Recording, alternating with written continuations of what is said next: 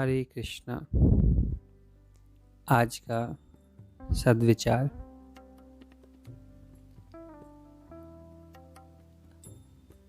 धर्म कहता है, श्रुतियाँ कहती हैं, समस्त शास्त्र का अनुमोदित यह वाक्य विचार है जो हमारी समझ से सारग्रही है, ग्रहण करने योग्य है, ग्राह्य है।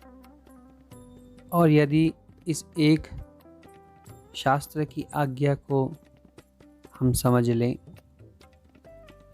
तो हमारा जीवन वास्तव में सफल होने योग्य है, हो ही जाएगा। क्योंकि जीवन केवल खाने पीने, सोने अथवा संतान उत्पत्ति हेतु नहीं है। जीवन का उद्देश्य केवल और केवल अपने आत्म स्वरूप को जानकर, उस परमात्मा का ही अंश जानकर, अपने अंशी से मिलन, उन्हीं से तदात्म्यता, तदाकारिता, उनकी प्राप्ति करने का ही एकमात्र इस शरीर का उद्देश्य है। शास्त्र कहता है, आहार निद्रा भय मैथुनम च एतत् समाना पशुभिः समानः। धर्मो हितेशो अधिको विशेषो धर्मेण हीना पशुभिः समानः।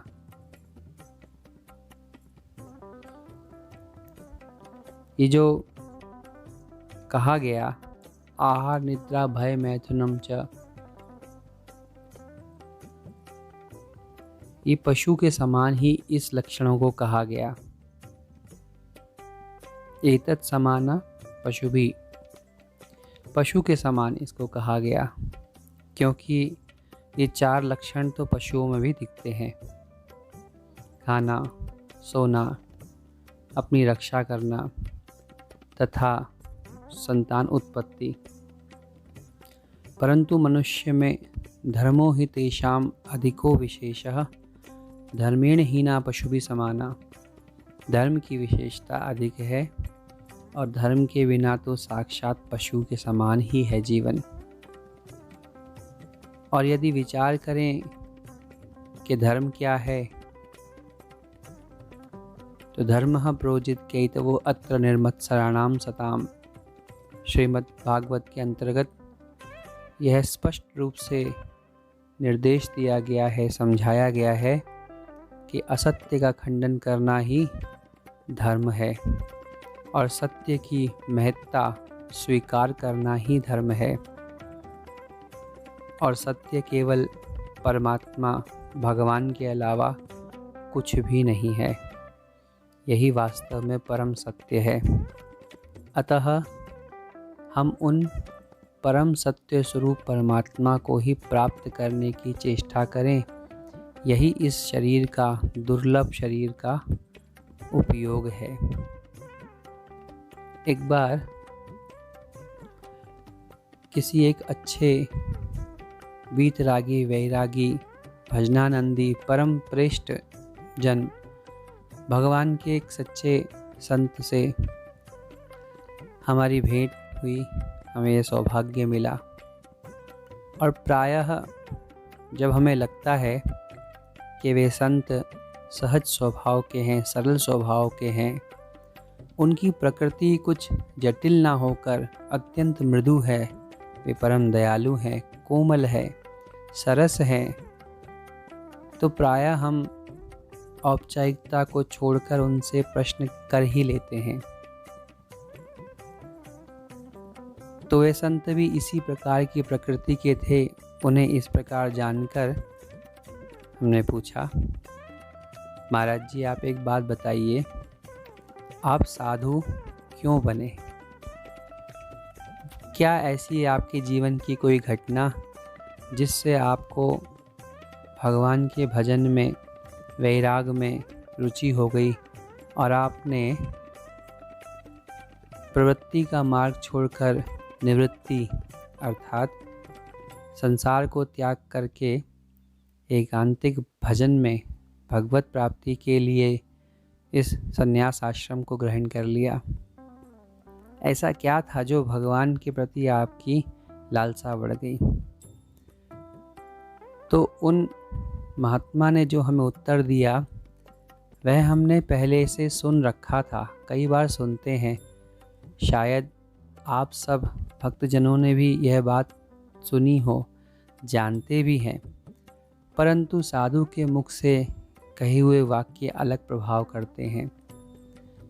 उन्होंने हमारे इस प्रश्न पर उत्तर देते हुए कहा कि एक बार उन्हें किसी असाध्य रोग का शिकार होना पड़ा था, जिस कारण वे कई वर्षों तक अपनी शैया पर ही लेटे रहते थे, उठने में भी असमर्थ थे। उनकी सेवा शुश्रू के लिए कोई सहायक, जब वो गृहस्थ में थे तो उनके माता पिता भाई बंधु उनकी सेवा शुश्रू करते थे।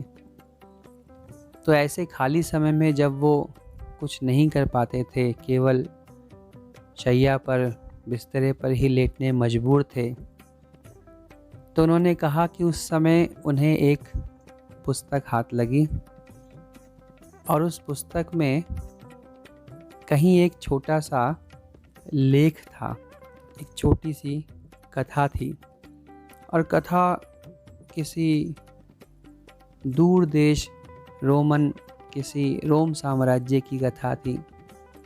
और कथा में उन्होंने पढ़ा कि कोई एक रत्नों का व्यापारी, जिसे बड़ा लोभ था रत्न संग्रह का, और जो सोचता था कि संसार ही सब कुछ है, सुंदर रत्न, बहुमूल्य बेशकीमती कपड़े, आभूषण, परिवार जन, सुंदर बड़े बड़े घर, यही तो जीवन है।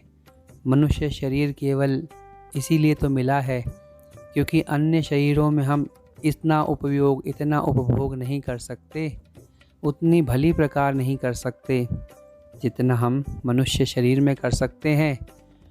तो उस व्यापारी का मानना था कि भगवान ने खुश होकर किसी को मनुष्य शरीर दिया है तो वो उपयोग के लिए ही दिया है, और इसी कारण वह रत्नों के धन के प्रति आकर्षित होकर जगह जगह की यात्राएं करते कि कहीं कोई बहुमूल्य रत्न मिले, सुंदर आभूषण मिले, जिसे वह संग्रह कर ले। इसी इच्छा से वह व्यापारी रोम नगर में आए और वहाँ के मंत्री से मिलते हैं।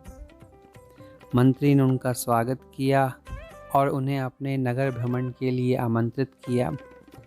वह व्यापारी और मंत्री नगर भ्रमण की ओर निकले और सुदूर जंगल की ओर निकल गए।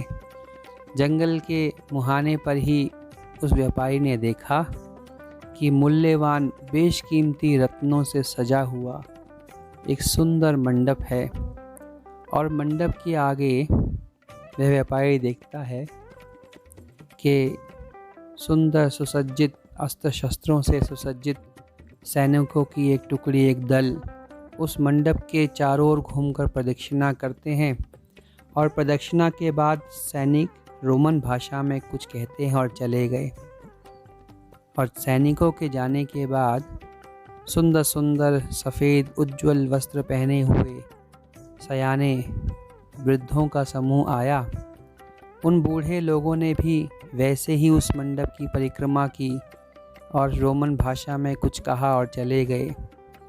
उन वृद्ध सज्जनों के जाने के बाद बड़े बड़े विद्वान, कई सौ विद्वान आए और उन्होंने भी उस मंडप की प्रदक्षिणा की और कुछ बोलकर चले गए।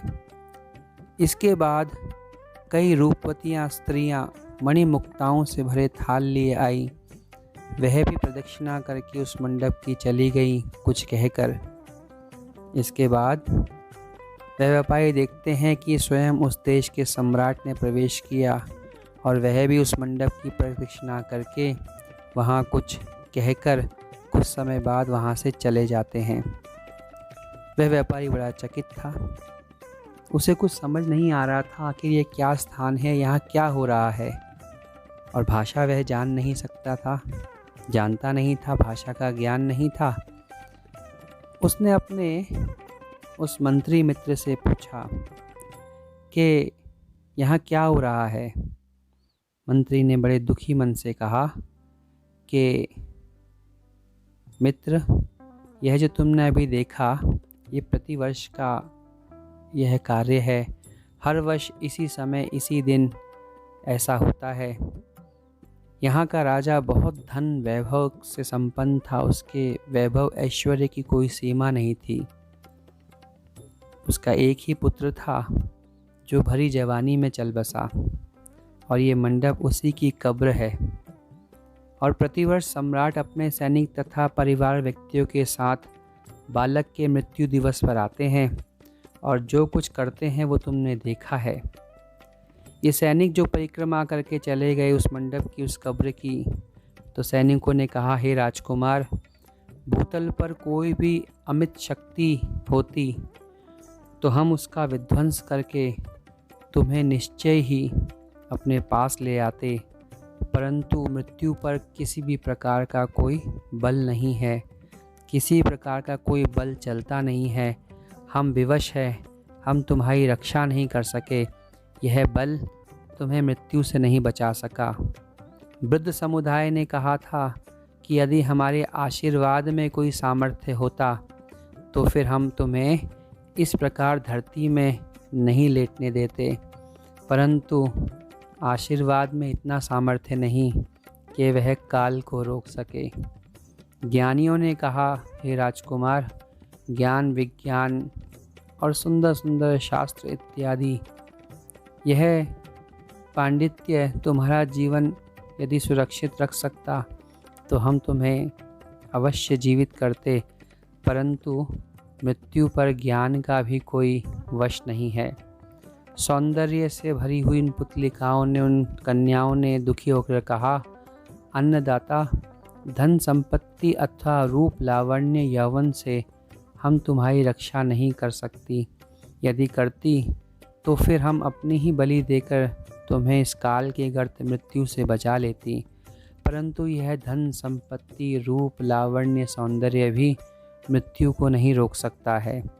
और अंत में सम्राट ने कहा, हे प्राण प्रिय पुत्र, अमित बल सैनिक संपन्न तपोनिधि वयोवृद्ध समुदाय, ज्ञान विज्ञान से संपन्न विद्वत समुदाय, रूप लावण्य यौवन संपन्न कोमलांगियाँ, जगत की सभी वस्तुएं तो मैं यहाँ ले आया, किंतु जो कुछ भी हो गया है उसे मिटाने की सामर्थ्य तेरे इस पिता में नहीं है, विश्व की संपूर्ण शक्ति में भी नहीं है। वह शक्ति अद्भुत है, उस काल को आगे किसी की नहीं चलती। यह कहकर मंत्री ने कहा कि हे व्यापारी, यह इस प्रकार राजा शोक मनाते हुए हर वर्ष यहाँ आकर चले जाते हैं।